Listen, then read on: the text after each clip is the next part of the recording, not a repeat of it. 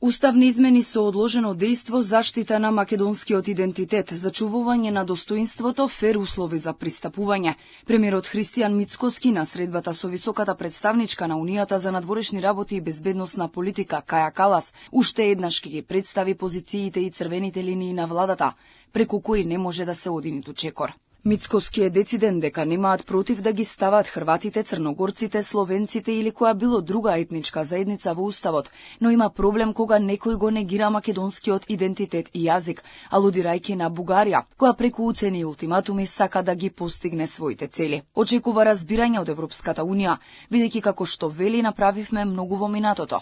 Затоа вклучување на бугарите во уставот може, но само со одложено дејство, за да се заштитиме од подоцнежни блокади. Јас не сум човек кој што прифаќа ултиматуми. И никогаш нема да си дозволам да преговарам за нешто кое што знам дека представува огромен проблем и фрустрација за македонските граѓани, за албанските граѓани, за турските, за сите оние граѓани во Македонија кои што се составен дел од уставот. За жал, тоа го правеше еден министер во минатото, преговараше за мојот македонски идентитет. И направи грешка. И ако мисли дека тоа ќе го заборавиме, се лаже.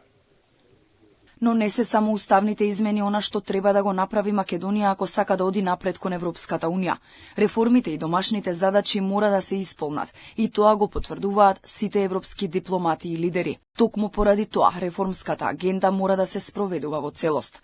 Мицкоски е уверен дека промените кои се случуваат во Македонија одат во позитивна насока и со посветена работа може да се испорачаат реформите кои Европската Унија ги бара. Она што имаме целосна усогласеност со надворешната и безбедносна политика со Европската Унија, дотолку повеќе отвора можности за приближување и интегрирање уште пред официјално да започнат преговорите. Има работи кои што треба повеќе време, има работи кои што за пократко време ги реализираме и практично бројките тоа го говорат. Јас сум презадоволен од досега сработеното, се разбира секогаш може повеќе, но имајќи предвид во каква состојба беше државата пред една година, тогаш можам да кажам дека со многу труд со колегите во владата, со огромно вон сериско залагање на членовите на владата, ние доаѓаме до ситуација да испорачуваме она кое што е потребно на граѓаните и така и ќе продолжиме.